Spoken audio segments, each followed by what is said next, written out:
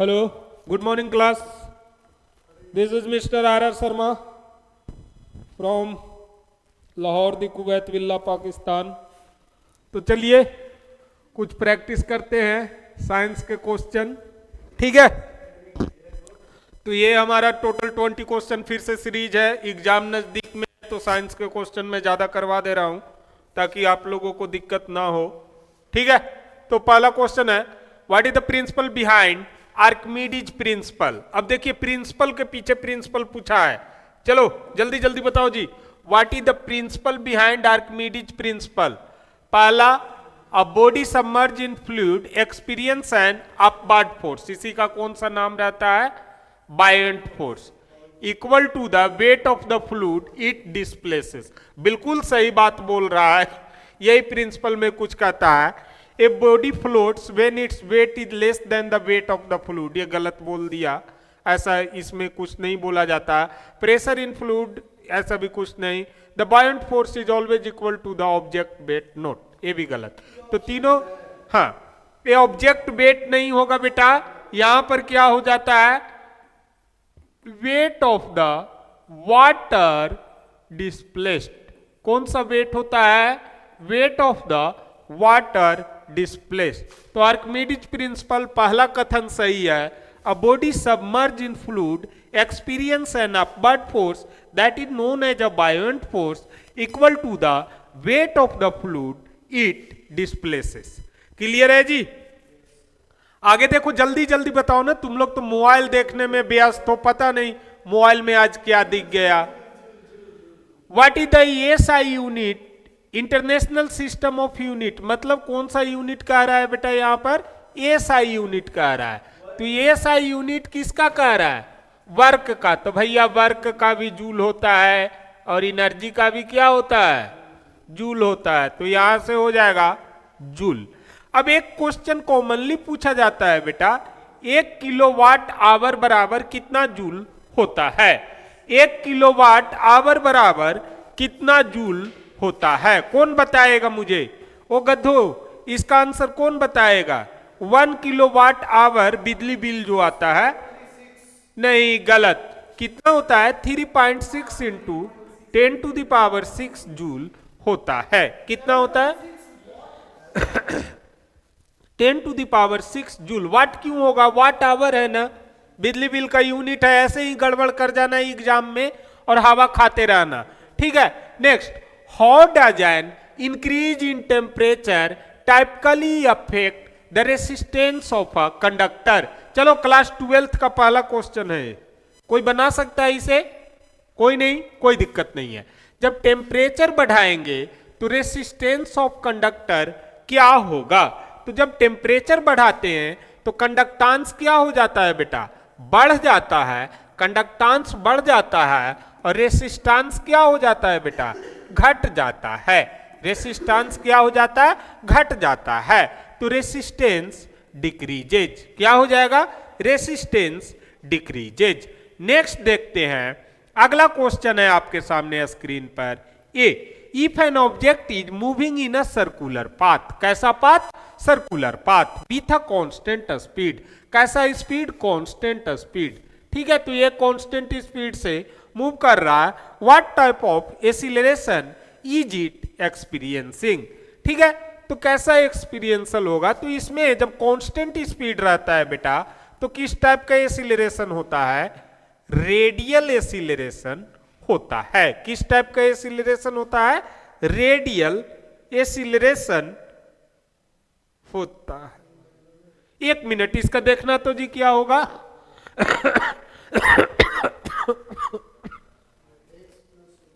Constant acceleration in circular path, angular तो होगा नहीं, सेंट्रीपिटल होना चाहिए, सेंट्रीपिटल एक्सीलरेशन होनी चाहिए। तो 1 मिनट मैं थोड़ा कंफर्म कर लेता हूं, क्योंकि रेडियल में तो इंक्रीज होते रहता है। तो कांस्टेंट एक्सीलरेशन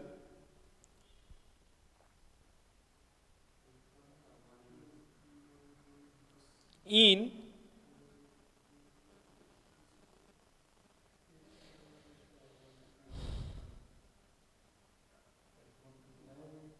सेंट्रीपिटल एक्सीलरेशन, ठीक है। तो देखिए थोड़ा सा डाउट में था, माफ कीजिएगा इसके बारे में, बट इसका आंसर क्या होगा correct, centripetal acceleration. Radial acceleration में एसिलरेशन घटता या बढ़ता है, ठीक है, तो ये होगा आपका सेंट्रीपिटल एसिलरेशन। अगला क्वेश्चन देखिएगा, what is the formula for calculating kinetic energy. तो काइनेटिक एनर्जी कैसे निकालते हैं जी, किसको किसको पता है, तो काइनेटिक एनर्जी कैसे निकालते हैं, तो हाफ जहां दिखा वो वाली आपका स्पेलिंग सही हो जाएगा। तो what is the formula for calculating half m v square, तो काइनेटिक एनर्जी बराबर होता है 1/2 गुना एम गुना वेलोसिटी का square, where m is the mass of the body and v is the velocity of the body. Next है, which law state that for every action there is an equal and opposite reaction, तो प्रत्येक क्रिया के समान एवं विपरीत प्रतिक्रिया, third वाला आंसर होगा, तो न्यूटन थर्ड लॉ आंसर होगा। अगला क्वेश्चन देखिएगा, what is the main reason a bicycle is able to maintain balance while moving, तो कौन कौन सा होगा जब कोई बाइसिकल मूव कर रहा है, ये साइकिल मूव कर रहा है तो ये ऐसे खड़ा का खड़ा रहता है जी। अच्छा, इस पे साइकिल पे तो हीरोइन बैठी हुई नहीं है, रुक जाइए हीरोइन बनाने दीजिए, ठीक है, हाँ, तो ये ऐसे खड़ा का खड़ा ही रहता है, वाई, ऐसा क्यों, ठीक है, तो ऐसा क्यों, पहला तो है वेट डिस्ट्रीब्यूशन, दूसरा है friction between tyres and the ground, centre of mass control and inertia and gyroscopic effect, तो ऐसा क्यों होता है। तो देखिए अब एक क्वेश्चन आपको, इस टाइप का क्वेश्चन आपको सोल्व करने के लिए कॉन्सेप्ट का क्लियर होना बहुत जरूरी है। अब ये डायरेक्ट क्वेश्चन कहीं से नहीं दिया है, आपको एप्लीकेशन पता होना चाहिए, तभी आप इस टाइप के क्वेश्चन को सोल्व कर सकते हैं। तो bicycle able to maintain balance while moving, तो ऐसा क्यों होता है, तो friction between tyres and the ground, उससे तो मूवमेंट होगा। Centre of mass control, inertia and gyro, तो सेंटर ऑफ मास के कारण ऐसा होता है, सेंटर ऑफ मास कंट्रोल के कारण ऐसा होता है। आगे देखिए, विच of the following correctly describe the concept of momentum, तो मोमेंटम का फॉर्मूला मैंने पढ़ा रखा है भैया, फिजिक्स का क्लास जो नहीं किए जाके देख लीजिएगा।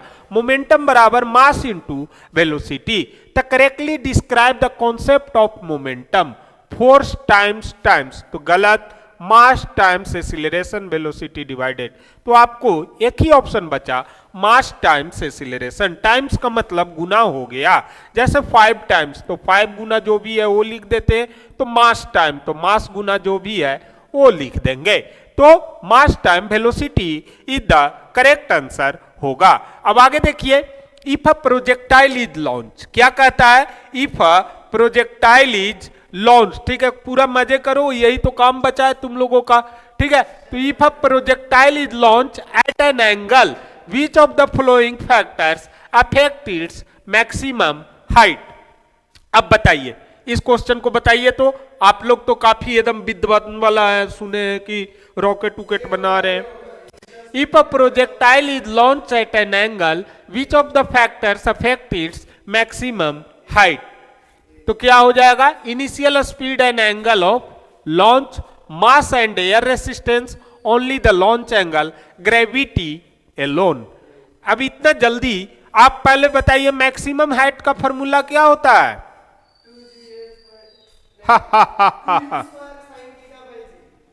क्या होता है, सही बता रहा है, 2u square sine 2 theta by g, क्या बोला, ये सही है। मैक्सिमम हाइट का फॉर्मूला बताइए, हाँ आप सर मैक्सिमम हाइट का बताइए, ये तो इजी है, 2u तो होना ही नहीं चाहिए, 2u कहां से आप लोग देख रहे हैं, यहां पर इसमें लिखाया है, सो तुम भी लोग हो ना, मैं थोड़े वैज्ञानिक हूं।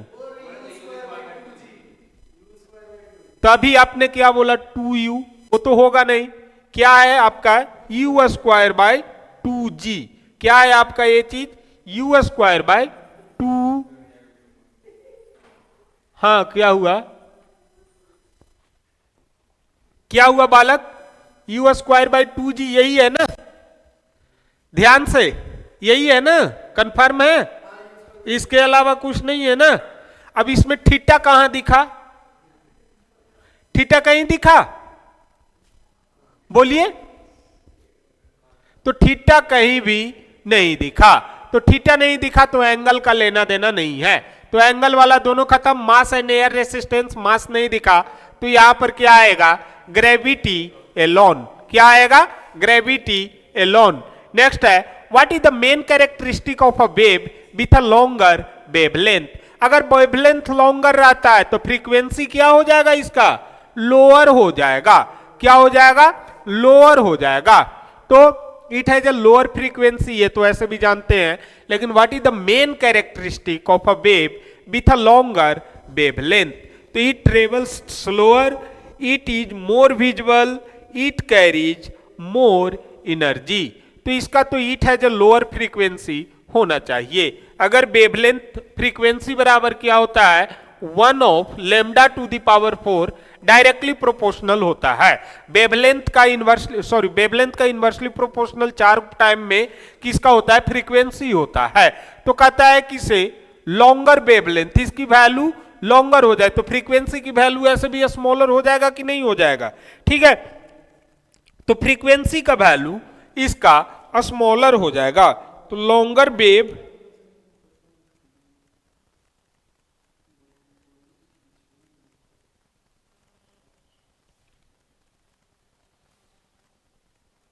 तो लोअर फ्रीक्वेंसी आंसर होगा। नेक्स्ट है,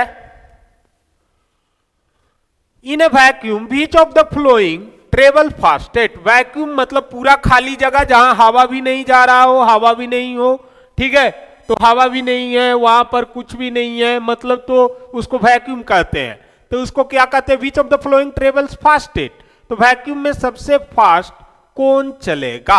अब ये आपसे क्वेश्चन है। तो electromagnetic waves, sound wave vacuum में चलेगा, तो नहीं सर, साउंड वेव वैक्यूम में नहीं चलता है। वाटर वेव वैक्यूम में चलेगा, तो नहीं सर, नहीं चलता है। सिस्मिक वेव, तो सिस्मिक वेव को भी चलने के लिए आपको मीडियम का जरूरत होता है। तो कौन सा बच गया आपके सामने एक ऑप्शन, इलेक्ट्रोमैग्नेटिक वेव्स। कौन सा बच गया, इलेक्ट्रोमैग्नेटिक वेव्स। नेक्स्ट है, what happens to the pressure of a gas when volume of a gas PV is equal to nRT पढ़ते हैं भैया, गैस फॉर्मूला यही होता है, PV इजकल टू nRT। तो कहते हैं कि प्रेशर ऑफ ए गैस पर इफेक्ट क्या होगा जब वॉल्यूम इसका क्या कर दिया जाए, डिक्रीज कर दिया जाए एट ए कांस्टेंट टेम्परेचर। तो ये सारा कांस्टेंट K हो गया, तो P KY भी हो गया, मतलब P is inversely proportional to volume हो गया। तो वॉल्यूम बढ़ेगा तो प्रेशर घटेगा। तो क्या कहता है कि when its volume it decrease, volume decrease होगा तो प्रेशर क्या हो जाएगा आपका, इंक्रीज हो जाएगा। तो ऑप्शन फर्स्ट इसका करेक्ट आंसर होगा। आगे देखते हैं, which of the flowing best describe the law of conservation of energy. तो कंजर्वेशन ऑफ एनर्जी, कंजर्वेशन ही करना है। तो कंजर्वेशन कहीं भी फिजिक्स में लग जाए, क्या उसका मतलब समझना है, पहले था, अभी भी है और बाद में भी रहेगा। क्लियर है। सिर्फ तो energy can not be created, destroyed, only transform. Created कभी क्रिएट नहीं किया जा सकता है, कैन नॉट बी, ये भी गलत। एनर्जी इज ऑलवेज गिवन, खत्म। तो आपके सामने ऑप्शन ए बचा है, energy can not be created और डिस्ट्रॉयड, ओनली ट्रांसफॉर्म। क्लियर है।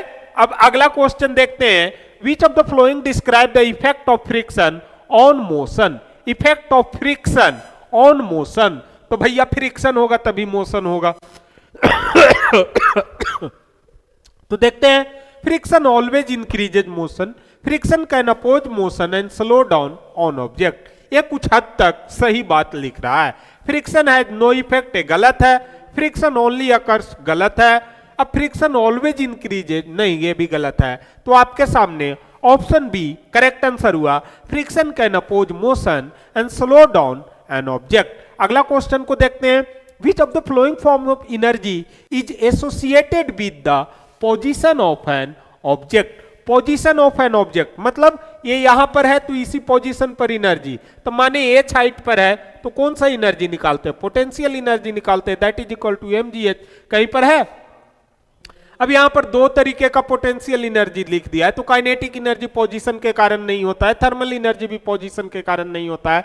इलास्टिक पोटेंशियल एनर्जी और ग्रेविटेशनल पोटेंशियल एनर्जी। अब ग्रेविटेशनल पोटेंशियल एनर्जी P बराबर mgh, ये थोड़ा सा आपको, energy is associated with the position of an object, तो energy is associated with the position of an object, that should be the gravitational potential energy. कौन सा होगा? ग्रेविटेशनल पोटेंशियल एनर्जी होगा, इलास्टिक पोटेंशियल एनर्जी नहीं होगा, क्योंकि Fx पर जब लिखते हैं तो माइनस के एक्स स्क्वायर समथिंग ऐसा करके लिखते हैं, ठीक है ना।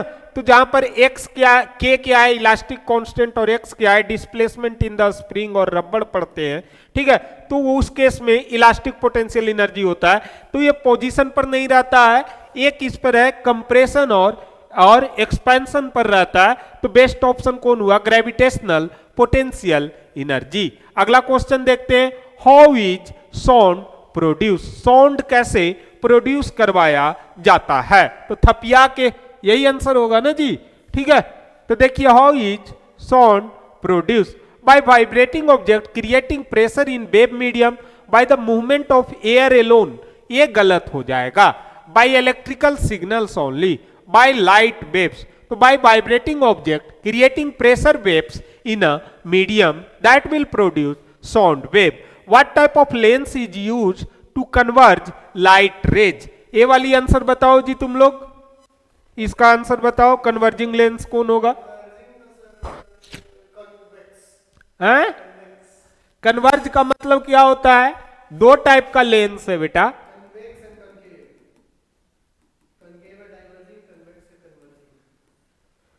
कॉनकेव है, डाइवर्जिंग, और कन्वेक्स है कन्वर्जिंग। बहुत बढ़िया, याद रखने का तरीका सही है, तो बहुत बढ़िया।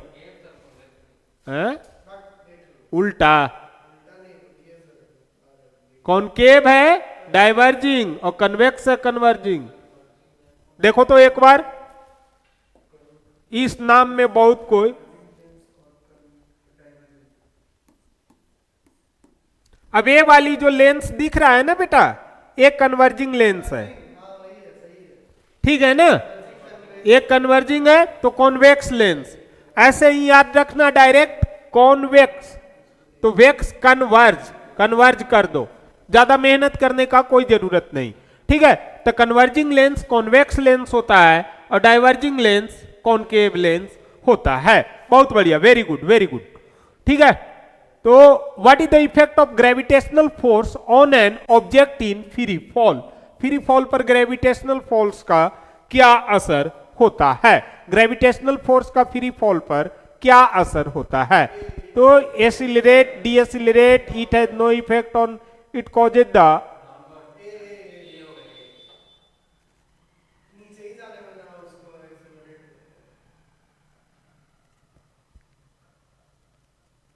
ग्रेविटेशनल फोर्स जी के बारे में बात कर रहा है गद्दो, जी के बारे में बात कर रहा है ना, तो क्या हो जाता है? जी m1 m2 बटा आर स्क्वायर बराबर फोर्स ऑफ ग्रेविटी होता है। तो इसका तो कहीं असर ही नहीं होता है मेरे ख्याल से, it has no effect on the object, ठीक है ना।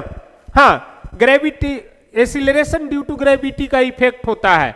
तो यही सब छोटी छोटी बातें, और तुम लोग फंसोगे तो 2 नंबर मुफ्त का चला जाएगा। क्वेश्चन बड़ा इजी है, लेकिन वर्ड को चेंज कर दिया, ग्रेविटेशनल फोर्स लिख दिया, तो ग्रेविटेशनल फोर्स में कहीं भी ये चीजों का यूज नहीं होता है। नेक्स्ट है, what is the frequency of a wave with wavelength lambda बराबर 2 metre travelling at a speed mu बराबर 4 मीटर पर सेकेंड? तो क्या होता है? लेमडा बराबर c इंटू वी होता है ना जी। तो व्हाट इज द फ्रीक्वेंसी? तो v तो यहां पर हो गया, और फ्रीक्वेंसी होता है टाइम, तो गुना टाइम, टाइम को बटा में करेंगे तो v बटा फ्रीक्वेंसी, यही हो गया आपका लेमडा। अब v गुना तो फ्रीक्वेंसी बराबर क्या हो गया? v बटा लेमडा। अब v आपको कितना दिया है? 4 मीटर पर सेकेंड, लेमडा दिया 2, तो आया कितना? 2 हर्ज की आई है फ्रीक्वेंसी। कितना हर्ज आया आपका आंसर? 2 हर्ज फ्रीक्वेंसी आंसर आया है। ठीक है, ए वाली क्वेश्चन को करो। ओए ए वाली को करो, जल्दी करो जल्दी करो। इतना देर?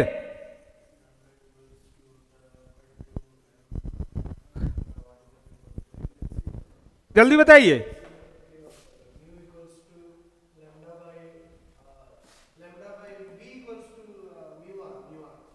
हैं? पूरा बोलो, वेवलेंथ बराबर है या फिर ऐसे बोलो, क्या होता है? नहीं, तुम लोग याद रखा है बेटा, ये सब गलत बात है। एच इजकल टू, अरे प्लैंक्स कांस्टेंट में कहां चला जा रहा है? वेवलेंथ ऑफ साउंड वाली चैप्टर का है क्वेश्चन है। एच का मुझे जरूरत ही नहीं है। क्या होता है? लेमडा बराबर वेलोसिटी इंटू टाइम। लेमडा क्या हो गया? एक तरीके का, मीटर में है तो डिस्टेंस हुआ बेटा। नहीं भी कभी कुछ याद रहे ना तो समझ जाया करो थीम को। तो लेमडा जब डिस्टेंस हुआ बेटा, तो डिस्टेंस बराबर क्या होता है? स्पीड गुना टाइम। तो स्पीड को यहां पर वेलोसिटी दिया हुआ है बेटा, travelling at a speed of 4 metre per second. तो यहां पर पुट कर दो 4। टाइम क्या होता है? फ्रीक्वेंसी का उल्टा टाइम होता है, तो 1/8। और डिस्टेंस कितना मीटर है? तो 2 मीटर। अब इसको इधर से इधर लेते आओ, तो ये 4 इधर आ गया, 2 से 2, तो फ्रीक्वेंसी 2 हर्ज का आपका करेक्ट ऑप्शन मिल गया। ठीक है, अब आगे भी है कुछ तो नहीं है। आज के लिए इतना ही। प्यारे बच्चों, प्यार से पढ़िए, कमेंट कीजिए, आंसर दीजिए और रिवीजन जारी रखिए। ज्यादा से ज्यादा क्वेश्चन कीजिए, ठीक है, और बढ़ते जाइए, पढ़ते जाइए।